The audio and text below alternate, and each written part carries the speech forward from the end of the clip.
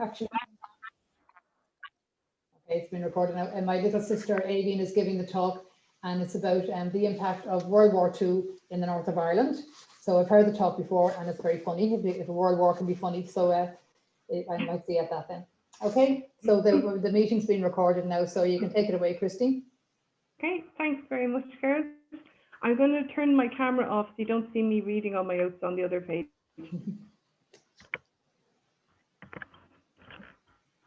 Now, can you hear everyone hear me okay? Yeah. Yeah? Okay. Yeah.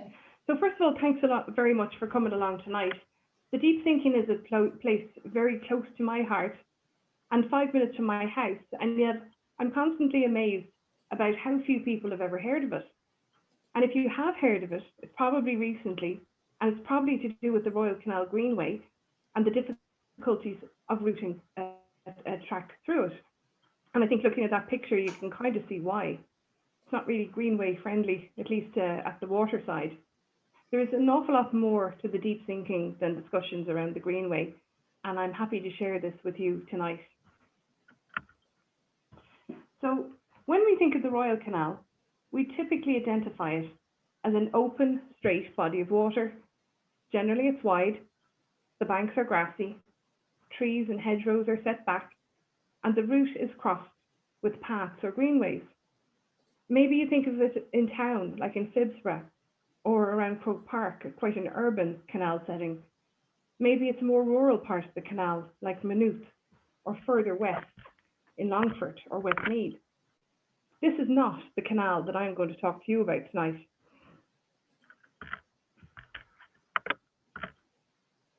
The Deep Sinking is a 2.5 kilometre stretch of the Royal Canal between Castleknock and Clonsilla in the northwest of Dublin. It's completely different to the rest of the Royal Canal in look, feel and landscape. The canal channel is much narrower, and I think you can see that in the pictures. The towpath is high above the water. In fact, if you look where the bridge is in relation to the water in the picture on the right, or you look where the tree is, I don't know if you can see my cursor, where the tree is, that's where the towpath is in the picture on the left. So the towpath is high above the water. The canal banks are black limestone, and the tree canopy meets overhead, so it's a real woodland aspect. The ecology is different, and it teems with wildlife. When you're on the water, at this stretch, you're up to 30 feet above the canal level. So the towpath's very high. And that towpath itself is 15 feet lower than the road and the rail line behind it. So to the left of both pictures is the Maynooth rail line, and that's 15 metres above the towpath. So it's a different world down there when you're on the water, and a much needed green lung in a major population area. So now I'm just going to stop slide sharing for a moment and show you some video footage filmed by Oliver Foley, who has done the most wonderful footage that I've come across of the deep sinking from the water. So if you just give me a second, I'm going to play about a minute of it, and it's just the most restful piece that you've come across, and then we'll go back to the slides.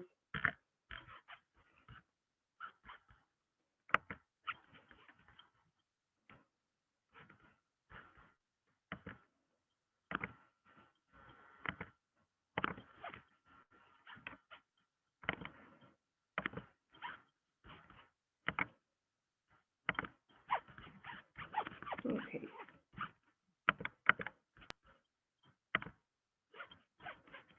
Everyone see that okay? Yeah, I see Beverly nodding. Here's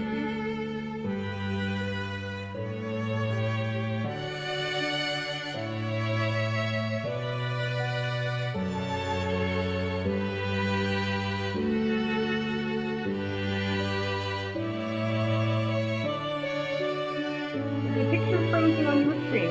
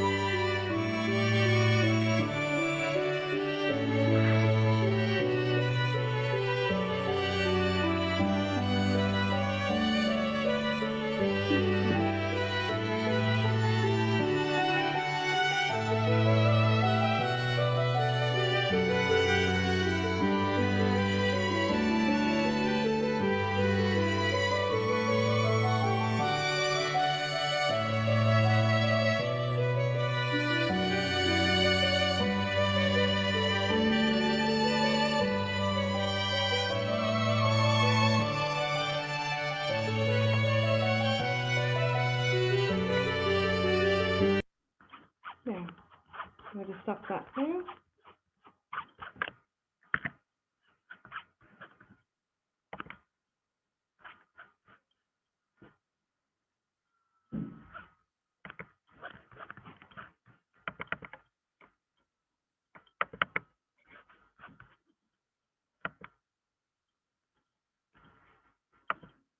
Now we're back. Beverly, just nod. Was the music sounding that time? Yes. Great. Okay, and we carry on. So, okay. So I hope everyone's suitably nice and relaxed after that music and that footage. Very good meditative piece. And I have to say, it was that footage persuaded my 87-year-old mother to climb on a canal barge in May and come with us down the deep thinking. But it sounds obvious, but to really appreciate the canal, you need to see it from the water.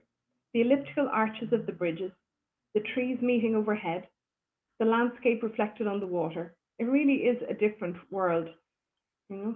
And as I just mentioned, you can take a boat tour, and you would have seen Jenny on Nationwide with Royal Canal tours through the deep thinking. As I said, 7 of us did that trip, 7 of us in a family did that trip at the end of May, and it really is that beautiful down there. It's a really nice time of year for it. I went through, sort of hopped on Jenny's barge, and she brought me down some of the way back in December, and it's a stark beauty in the winter, but really once the trees have got their greenery, it's exceptional.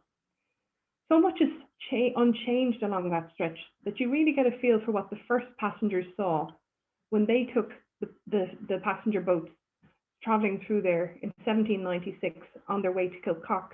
It actually wasn't until 1799 till there was a stop in this area. It would have been just straight through from Broadstone Basin out to Kilcock, and ultimately Spencer Dock to Kilcock. So when we talk about the deep sinking, we're effectively talking about the old Carpenterstown quarries, and that's why you've hence got the limestone. You can see on the historic Ordnance Survey map above just the number of quarries in the middle section, which is where you would have seen on the video. And indeed, those quarries stretch out either side, left and right, towards Castleknock to the east and towards Clonsilla to the west. Apparently, locals here in the area used to call the deep sinking the lime cut from the limestone and the fact it was cut into the rock.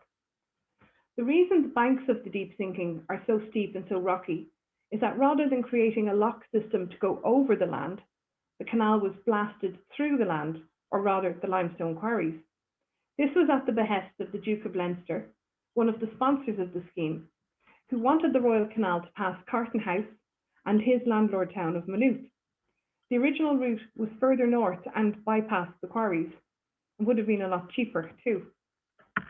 And I'll show you the rock that we're talking about. Now the greeneries come back over it, but you will see that exposed limestone rock in places.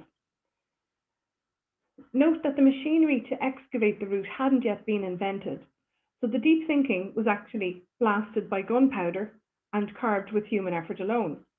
Contract labourers worked in groups of 140 all along the route. They lived in tents, moving as the construction progressed.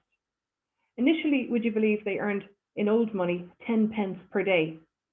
And then after a strike, it increased to 18 pence per day. A hard and dangerous job, and we can forget sometimes, even looking at the video, that that canal was completely man-made. This work was actually done, would you believe, without a full-time engineer.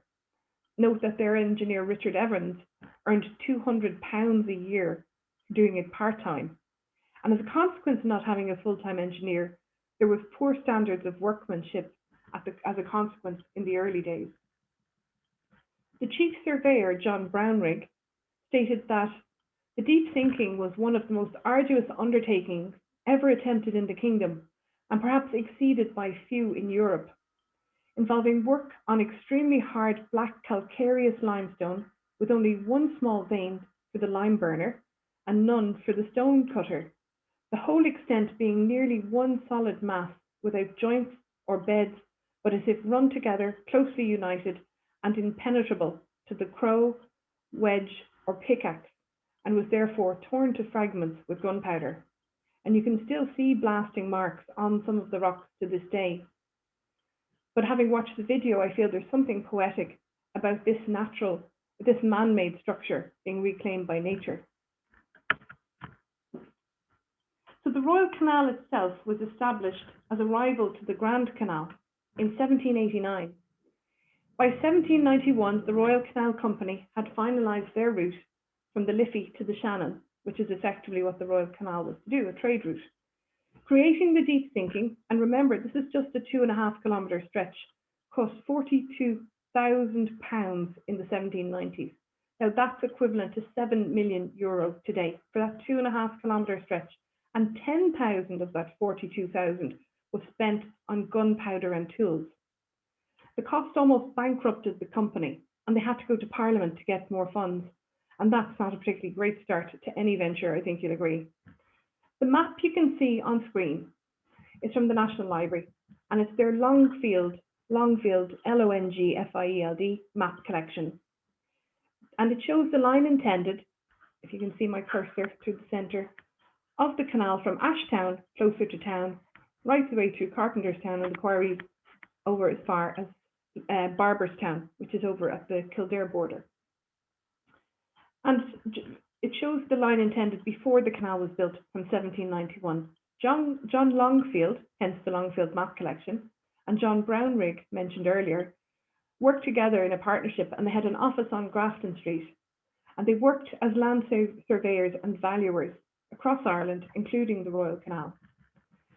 The map reference you can see there, just down at the bottom right, is actually really interesting, just in its own right, because it shows who owned the land impacted by the canal construction, obviously compensation, who the land was leased to, and who the tenant was, because it wasn't always the same person as the lessee.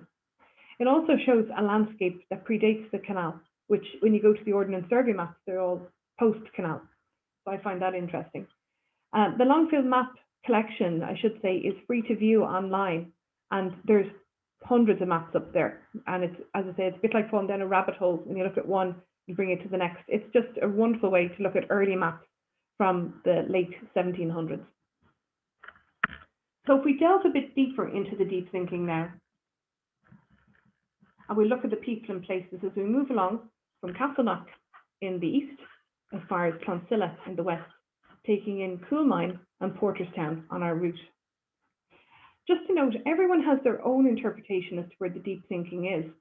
The map above that's on the screen is from the Greenway consultation, and they have the deep thinking being the length of the green line you can see is following the line of the canal. If you look at Waterways Ireland, they have signage at the Castleknock end and the Clonsilla end, which is actually 0.5 kilometre longer than that green line to the west. In actual fact, the deep thinking starts when the towpath rises and the path becomes rocky under your feet. My own best guess is that the actual deep thinking is shorter, probably by about 0.5 kilometre than the green line shows. So just take a little bit off each end, and I think that is the deep thinking. But I probably am being a bit pedantic. So anyhow, I've broken this into 3 sections and taken a little liberty at each end so I can include more sites of interest. So we'll start our journey at Talbot Bridge, as I say, and we'll head to Coolmine to Kirkpatrick Bridge. Then we'll head to Porterstown to Kennan Bridge, or Keenan Bridge, as I've heard it pronounced. And then finally, we'll head to Callahan Bridge. So we'll start with the first part. Okay. So in Castleknock, just beyond the eastern end of the deep thinking, is Talbot Bridge. And this is the first of 5 single-arched limestone bridges we'll meet, all built between 1790 and 1820. It's actually one of 2 bridges right beside each other, the original bridge built in 1819 and the road bridge, which was built in 1977 and is actually the old Navan Road. Talbot Bridge itself is beside the 12th lock that you can see in the photo. It's the last lock that you'll meet until you get to Kildare. As you can see, this is a double lock and looks very impressive. And you can also just about see that there is 2 little benches cut into the rock between the locks. A lovely place for a picnic, which I've used, and my daughter calls these the big shower and the little shower, because the trickle of water at the one closest to you is far greater. Behind the lock on the right, you can see some buildings, and they are apartments, the mill apartment. And these were built on the site of the old margarine factory, incorporating some of the stone used in that factory.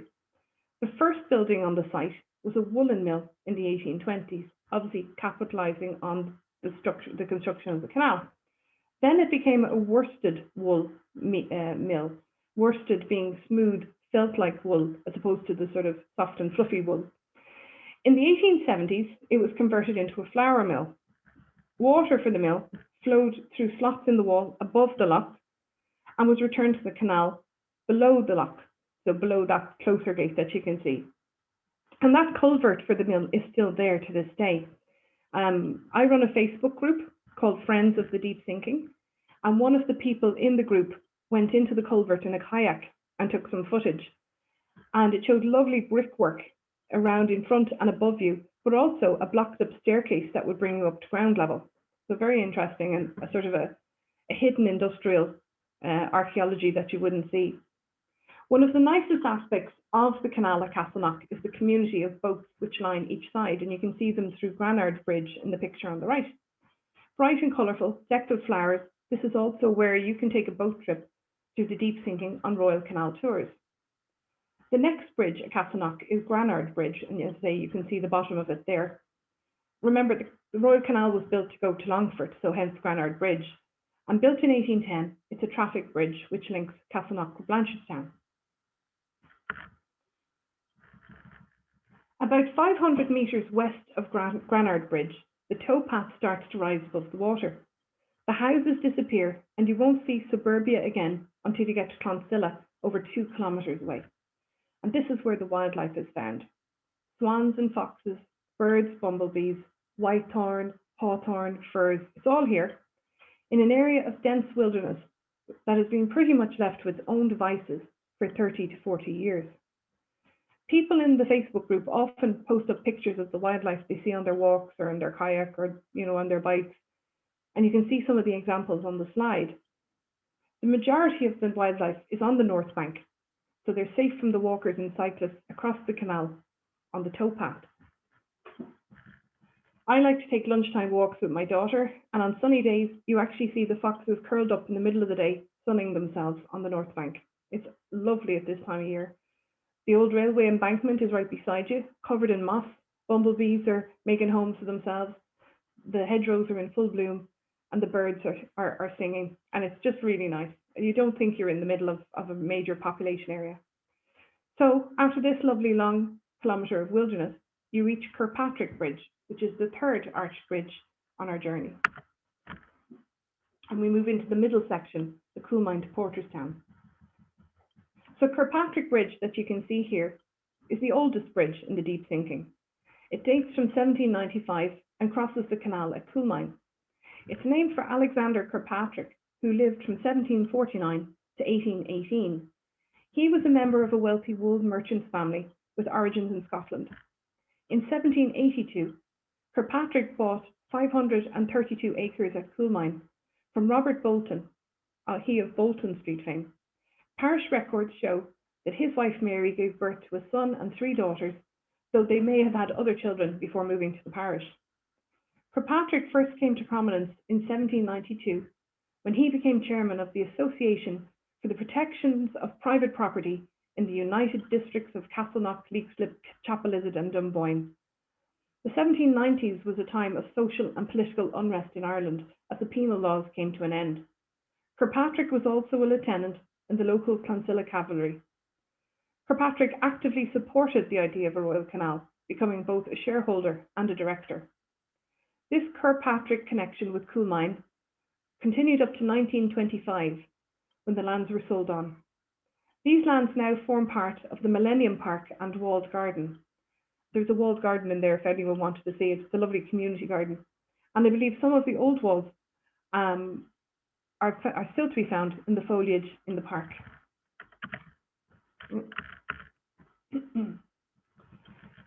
Once you're on the western side of Kirkpatrick Bridge, the trees meet completely overhead, and there's a real woodland feel to the canal.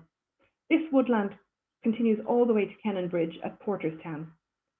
This stretch is also where the towpath is at its highest, approximately 30 feet above the water, and you get a real feel for that. Towpath is up here. It will come as no surprise looking at this photo that there are more foxes living at this end, and otters have also been seen swimming as far east as Coolmine, though their lairs seem to be around the Clonsilla and slightly west of Clonsilla, but they would have a sort of 2 kilometre jurisdiction.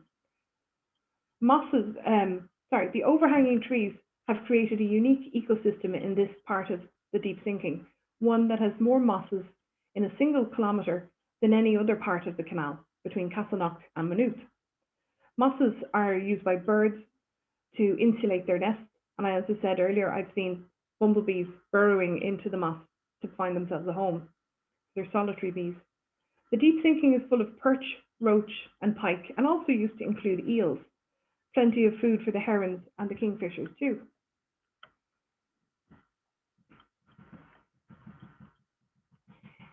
I think you'll agree it looks quite rural rather than a stretch of canal in Dublin 15. Now, the big surprise along this part of the canal, and one that has been a subject of conversation in the group many times, is the two huge tunnels, or stroke arches, that are found under the towpath at Coolmine. So recently, we, or should I say Jenny and her boat, have found two more ones a little bit further on. What I had learned from locals about these is that these were places, would you believe, the gypsies lived in long back in the day, and that the tunnels flooded twice a year. And they are large enough to stand in because I've seen footage inside them. They were and still are a favourite haunt of teenagers in the area, you'll not be surprised. However, neither Fingal County Council nor Waterways Ireland were aware of them or had them logged, and they don't have any records as to their origin or to their purpose. They could date from the construction of the canal in the 1790s. They could date from the construction of the railway line behind the canal in the 1850s. They could actually be any time between the two, or since, if it was a repair job, nobody knows. So there are a number of theories, some of which have been discounted. Initially, I had been told that they were agricultural drainage tunnels, but Fingal's heritage officer discounted this and said, doesn't look anything like those kind of tunnels. Other theories were culverts for a feeder river since rerouted due to housing developments. But why have two so close together? Or even four within a short stretch of each other, within 20 metres of each other? A support bridge of sort to compensate for a weak seam or a collapsed section. A loading, unloading station for passengers and goods, given the height of the towpath. A sump that's common in a quarry to collect water. All great theories come across, none of which we know whether one or other is correct. So far, I haven't gotten to the bottom of this, but I have sent pictures and video footage to anyone who might have an angle on tunnels, and I'd be interested and on any views that the group would have at the end. The National Inventory of Architectural Heritage, who also didn't know that they existed, have now added them to their list of structures in Fingal to be surveyed. NIAH also spotted that the tunnels were marked on an OSI map from the early 1900s that I'd missed. And there was a definite structure and a benchmark on it, so somebody knew they were there. Fingal has also now logged them in their protected structures register. But they're waiting for me to fill them in on what they're for. So people fitter and more agile than I have climbed down into the tunnels and taken video footage, and they're on the Facebook page if anyone wants to have a look. It's definitely a 19th century brick or earlier. A very nice, neat job. It's like looking under a bridge when you're looking up at the roof of it. But it's missing its mortar, you know, and the towpath could come down if they're not kept maintained. And how do you maintain something that you don't know is there? Irregardless of their purpose, as I said, they need to be restored. And that is my other focus, to get somebody to take ownership of them, because Waterways Ireland actually own the canal bank maintenance, but even their heritage officer or their archivist didn't know they existed and don't seem to have records on them. So watch this space.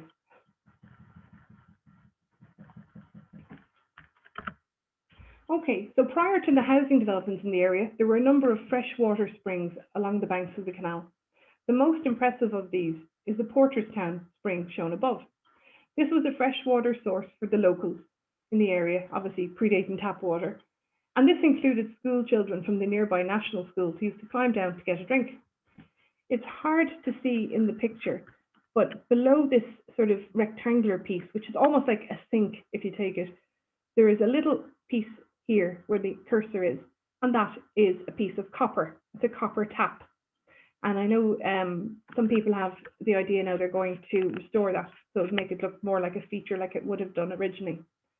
So the spring has unfortunately dried up now, but it was replaced by a cast iron village water pump across from the national schools. in the 1870s, or the old National School, I should say. There is also a calcareous limestone spring nearby, and it's the only one to be found along the canal in Fingal. Calcareous springs develop around permanent freshwater springs or areas of water seepage that are especially rich in calcium. The spring was located on a rock face created by the construction works of the canal, and abundant moss and liverwort species occurred. They are a priority habitat under the Annex I EU Habitats Directive and are rare in Ireland. The fourth of our 5 bridges that you come across is Kennan Bridge, or Keenan Bridge as I hear it pronounced, but it's spelled Kennan, Kennan, named after a local landowner. Its original name was Neville Bridge, named for Arthur Neville, engineer and surveyor of the canal, and it dates from 1800. So it and Kirkpatrick were the original 2 bridges in the area. The Kennans lived in a number of big houses in the area, including Diswell's Townhouse and Anfield House, which are close proximity, Anfield certainly is, to this bridge. And their ironmongery supplied most of the ironworks in the Phoenix Park, such as the railings and the gates, etc. And my own opinion, personal opinion, is the landscape either side of Kennan Bridge is the most beautiful part of the whole 2.5 kilometres of the deep sinking. So if we move into the third stretch, the final stretch, we'll look at the Porterstown to Clonsilla. And you'll see 2 buildings here on the slide. At Kennan Bridge, there is an old railway cottage because the bridge is right beside a level crossing. And this is an old railway cottage from the mid-1800s. It's listed in the National Inventory of Architectural Heritage, but sadly derelict for many years. When I looked at the 1911 census, it showed a Nathaniel Bentley. I hear voices. Yeah? Yeah. Show. There's no way I have to change them. Somebody's talking. I'm turning it up down there. Yeah? So the 1911 census shows a Nathaniel Bentley, age 72, showing as the only railway gateman in Porterstown. So it's likely he lived in this cottage, operating the level crossing. Nathaniel and his wife Bridget, 68, were both from Westmeath, married for 48 years, and may have travelled as part of his job as all their 9 children were born in Galway. Their son Edward lived with them, and he worked as an agricultural labourer.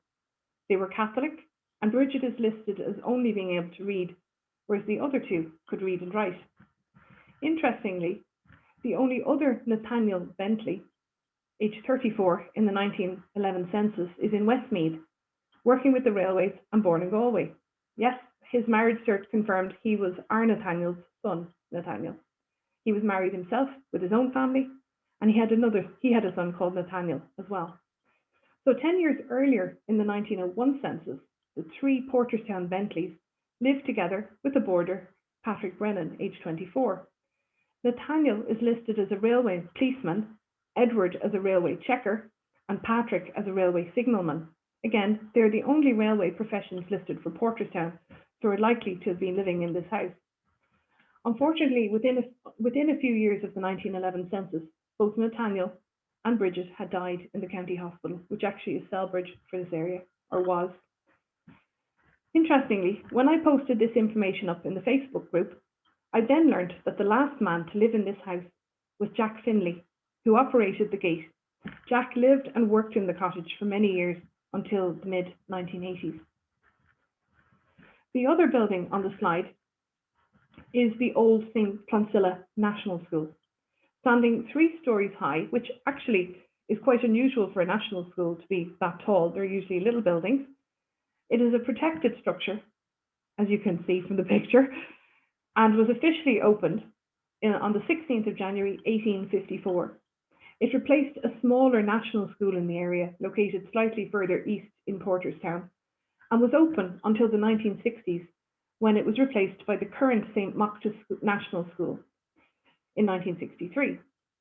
Sadly, it has been vacant ever since the 1960s, and it's become a haunt of teenagers again, and also myths have built up around this old derelict building, one of which is that it is the School of Spite.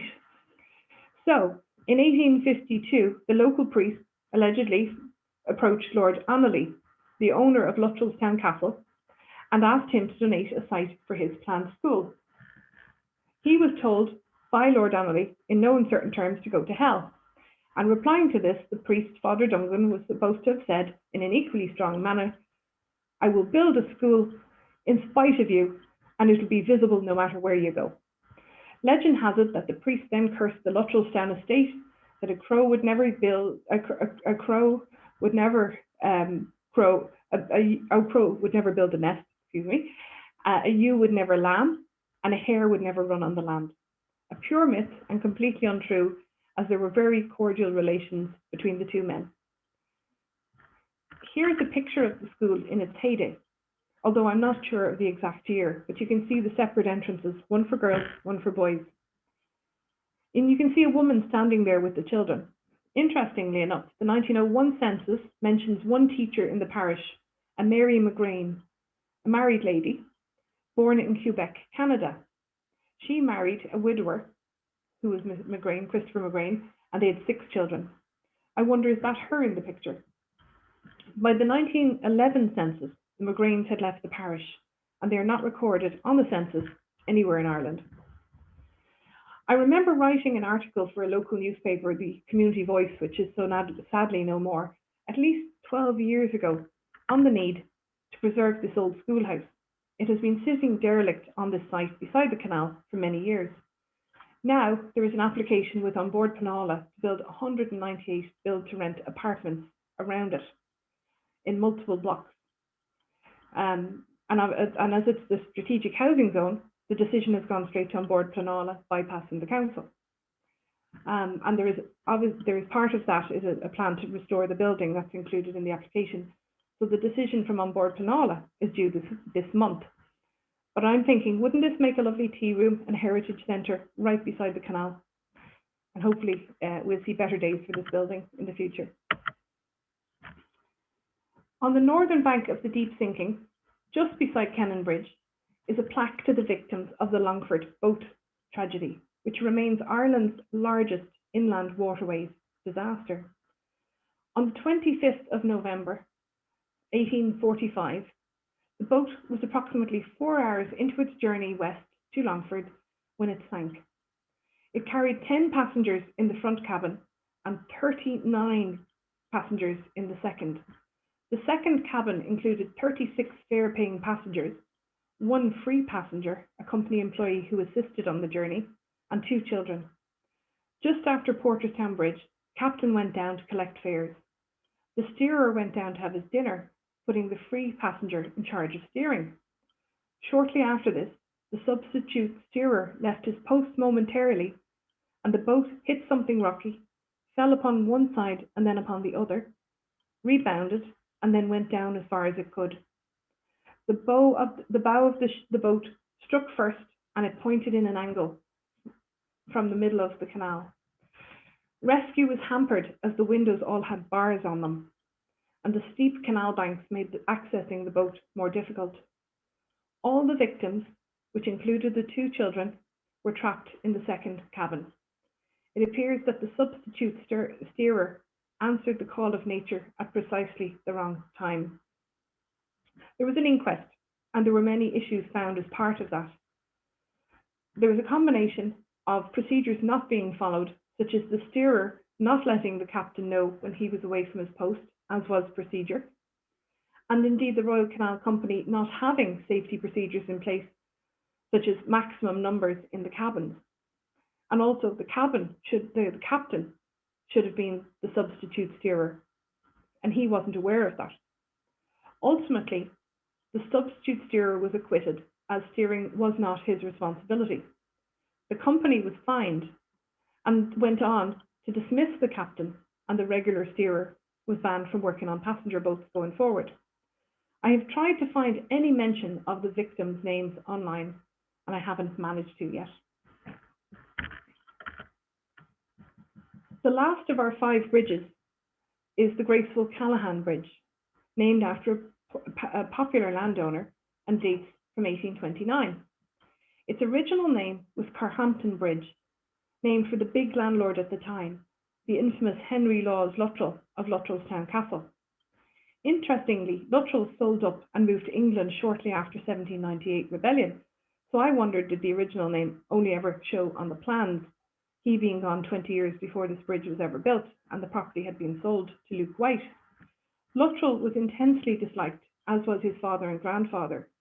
There was an assassination attempt on him while his grandfather was assassinated, with no one ever charged.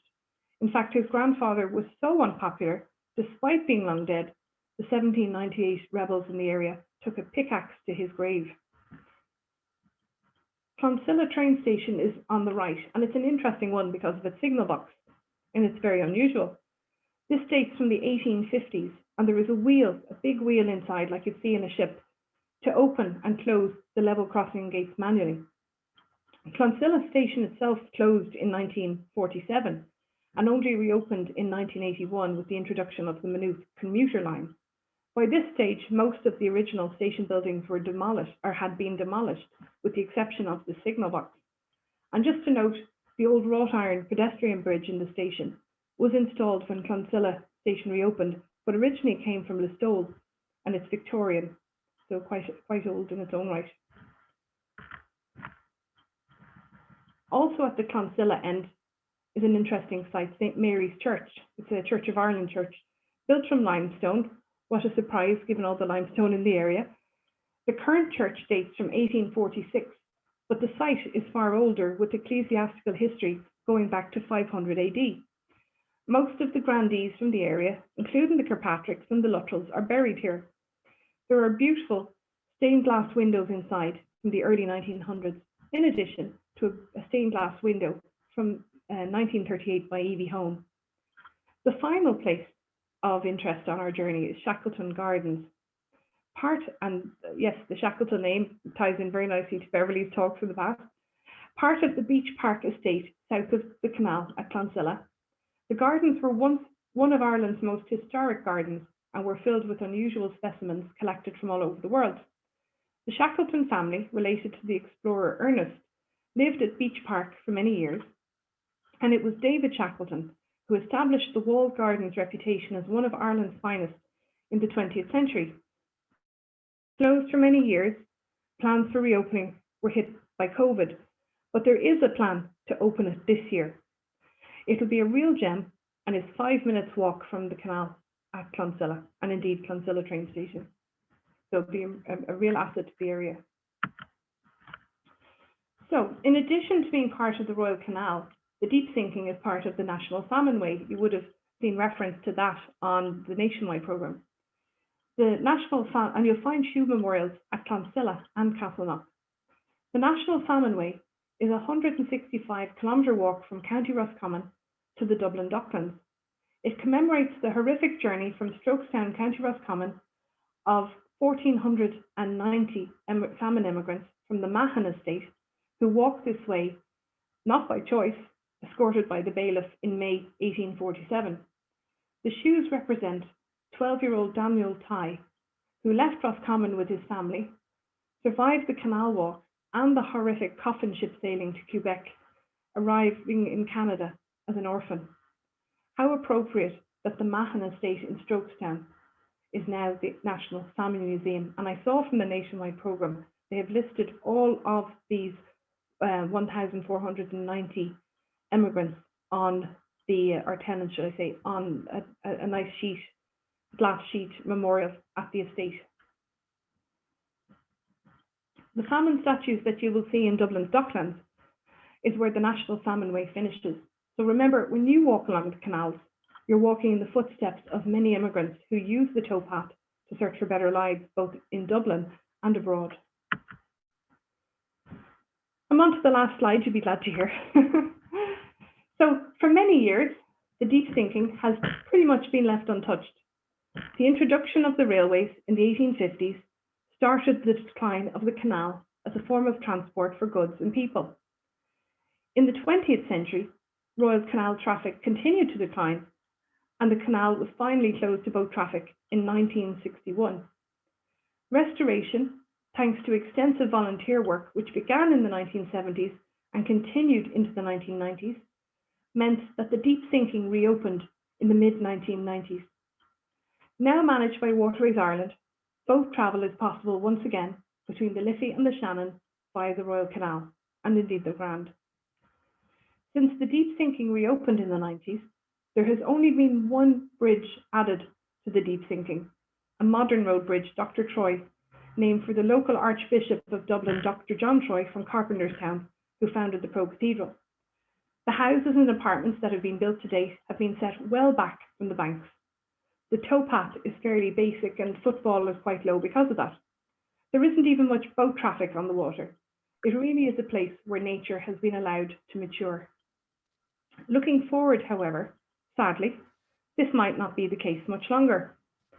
Irish Rail, as part of their plan to close level crossings, are planning 4 new modern pedestrian/cycle bridges over the deep sinking, one beside each of the existing original limestone bridges. They have thankfully moved away from talk of the 15-metre wide flyover bridge at Coolmine, but that may not be dead in the water just yet. Consultations are coming this summer. Fingal County Council are planning to build a 4-metre wide greenway from Castleknock to Coolmine through the kilometre of wilderness on the northern bank that I showed you earlier. In addition, they are planning yet another modern bridge to cross the canal halfway down that stretch. Fingal's planners have reduced the protection from development along the banks of the canal from 200 metres to 15 metres, which, because of the canal's proximity of the rail line, enables higher density housing being built, 6 to 8-storey apartment blocks, and this will completely overlook the canal's idyllic vistas. At this moment, there are 4 strategic housing developments being proposed along the deep sinking, with more to come. The Royal Canal is a protected structure, and in addition, the deep sinking is a proposed natural heritage area. Neither of these demarcations seem to be affording it much protection, however. I set up a Facebook group in March this year, Friends of the Deep Sinking, because I felt the deep sinking was in jeopardy from many different quarters. I was surprised about how few people in my area had heard of it. So I set up a page, because I thought, if you don't know about it, how can you care about it? 3 months later, we've hit the 700 mark of people joining the group. Walkers, cyclists, boaters, canoeists, people who like wildlife, people who love history, all different views, and all views are welcome. But the one thing in common is an appreciation of the deep sinking. In conclusion, the deep sinking has been safe from progress for many years. And I say, long may that last. Thank you.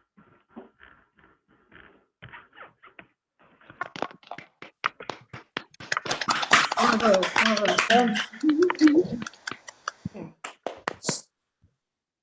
That was excellent, Christine. Very good. There's a couple of questions. If you still have breath left. Oh my God, I need to think Could you stop sharing your screen, please? Would you be so kind? Yeah. Thank you. Yeah. There's one from me. I'll jump in straight away anyway. How do I access the deep sinking from the road? I know your first map, if you could maybe show it again. Okay, let me get that back up here. I live in that area too, but I've never seen how to access it. Actually, do you know what? By the time I explain it, it'd be quicker than getting the map up, if you don't mind. There are the 2 likely spots. You can park outside Castleknock train station. Sorry, Castleknock out at the 12 o'clock pub. Or you can park at the other end at Clonsilla. There's car parking for the train station. There is a car park, again paid, at Coolmine, but that's sort of midway down. And if I think of if you forget the deep sinking for a second, the 1.5 kilometres from Castleknock to Coolmine, it is almost 1 kilometre from Coolmine to Porterstown, and it's 1.2 from Porterstown to Clonsilla.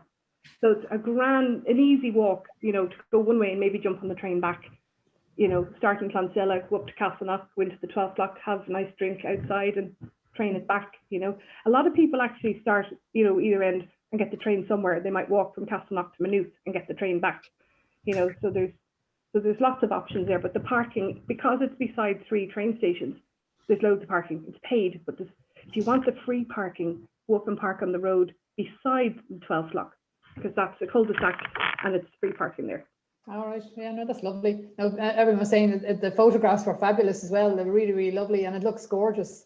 Well, I gave credit where credit's due, because my phone is rubbish at taking pictures, and I'm so grateful to the people who've gone to the trouble of sharing their lovely photos with me and indeed with you tonight. And is there anything we can do to preserve the deep sinking? Well, it's, as I said to yourself and Beverly at the start, this is not a protest presentation, and it's not a protest group. It was because you had different pockets of the different suburbs, each fighting their own kind of battle, not having a common information highway, for want of a better word. So I suppose at the moment, the really thing is keep an eye out the greenway, put it in. You know, greenways are good things, but a lot of the greenway is there a disconnect between a greenway, which you see on, say, Nationwide, where people are out in the countryside going for a walk, and what maybe it could be used for here, which is basically a commuter route. You know, but on the other hand, it takes cyclists off the road and puts them somewhere safe. So how can I complain about that? You know, there's no easy answer. You know, progress to one person is sacrilege to another. You know, so everyone's entitled to their own opinion, and I think I just make people aware if there's a webinar on, if there's you know, consultation open, things like that. So it's not to influence anyone per se, it's just allow people have their own, be aware what's going on. Yeah. Christine, there's a question in the chat about how often do the tours run? Ooh, if you look at Royal Canal boat tours, Jenny has a Facebook page, and also she has a website, and she's multiple different options.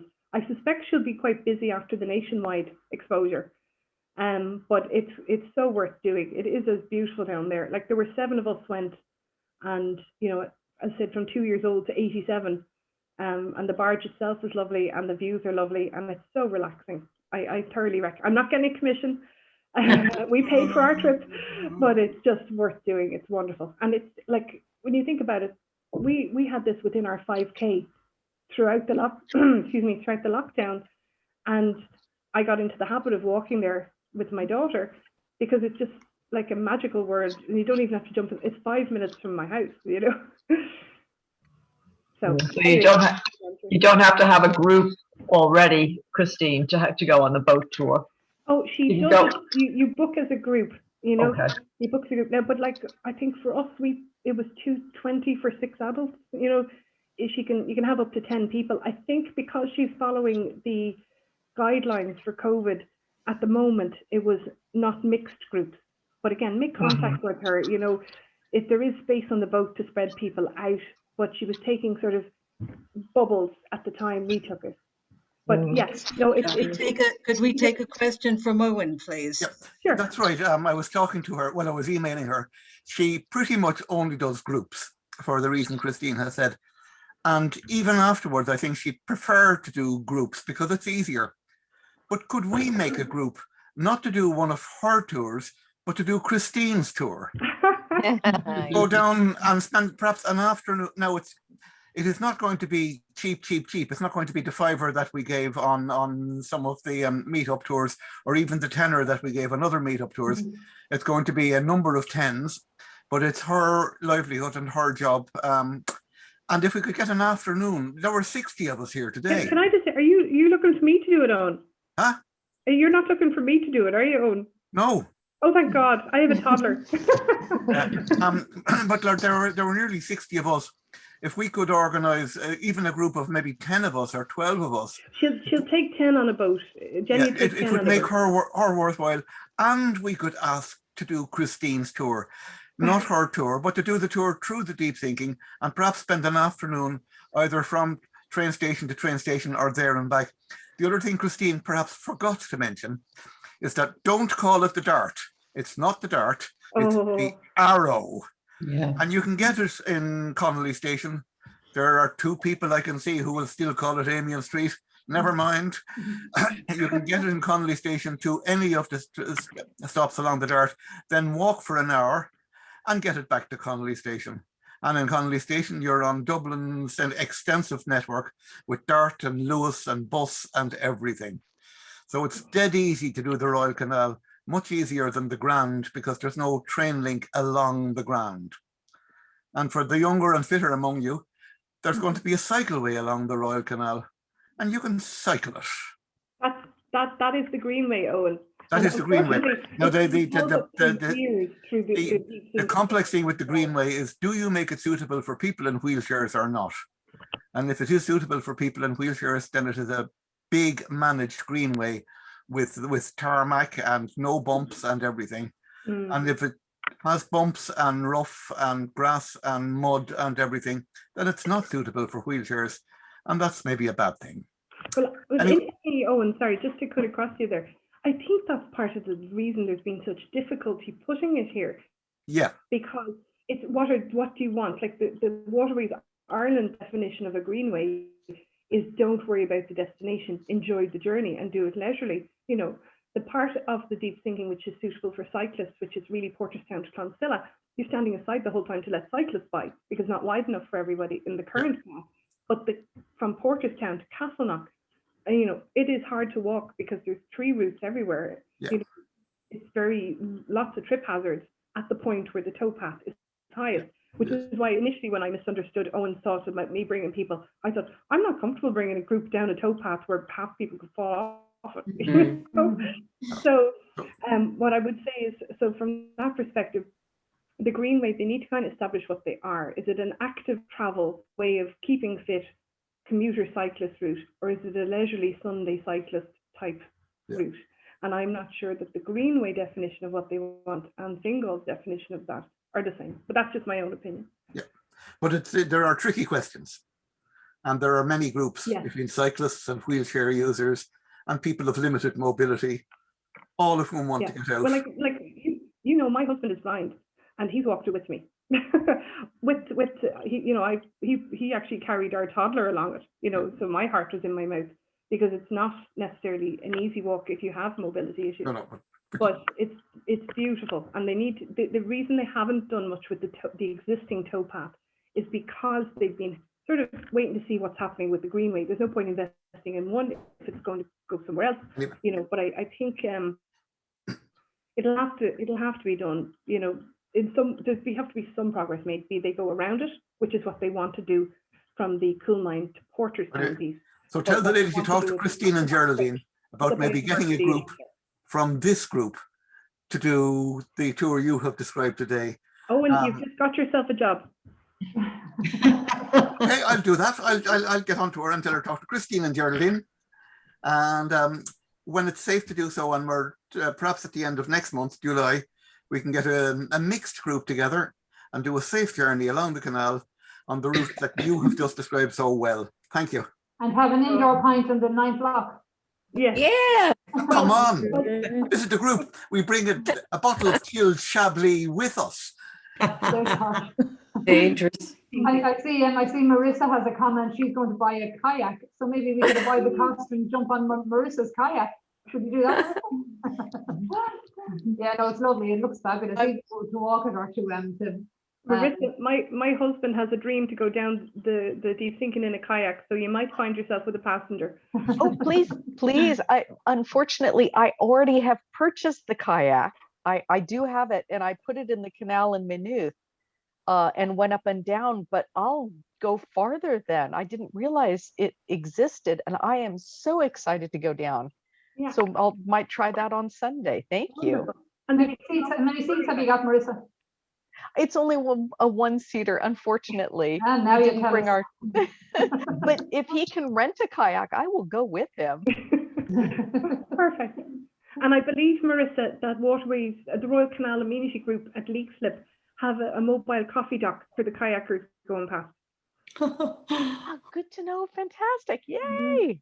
It looks gorgeous on Nationwide. It looks fabulous. The whole route of it is absolutely brilliant. And that lovely school that you're talking about, there must be loads of other buildings along the route as well, you know. But to be honest, it's as much about natural history. The key structures are really the lock at one end, the bridges as you go by, and then I suppose the old history, you know, that you find in like the likes of the church or the railway station or the school, or you know, other than that, it's sort of natural heritage because it's been forgotten about for so long, you know. So it's natural and built heritage here, and very much because, you know, there won't be a blade of grass left in Dublin 15 as the rate building is happening. And I think it's really, we're at a crossroads now, is, you know, the St. Anne's Park group had a wonderful result recently when the judge said, basically, we are custodians of the land here. You can't make decisions that will impact future generations. And I think the same thinking needs to be done here. Hello, can I speak? Could you please tell me when it was that nationwide program on? Was it recently or when? I didn't hear because I was slow being let in to the talk. Okay, Monday, Wednesday, and Friday, Jean. When was it? This week. It's on this week. Yeah. So you can watch Monday and tonight's on the RTE player. Right. And then it'll be nationwide as normal on Friday. Brilliant. Thank you very much indeed. And it's just a happy coincidence. I didn't plan for this talk to be the week of the nationwide. Oh, shh, don't be telling anybody that. Thank you. Eric was asking if the talk has been recorded. It is, and we'll put it up on the site the way we have the other talks, the 2 or 3 other talks. We'll Beverly will organise that as soon as she can. So if anyone was late getting in, you'll be able to hear the full talk on that. Mm-hmm. Thank you. I see somebody pointed out the car park at Beach Park, which I forgot about. So yeah, there's another free car park there at the Clonsilla end. There's a playground there and there's a car park. I see Elizabeth has suggested that they ban cyclists. Don't tell Owen that. Oh, God, no. She doesn't suggest that they shoot you, just ban you.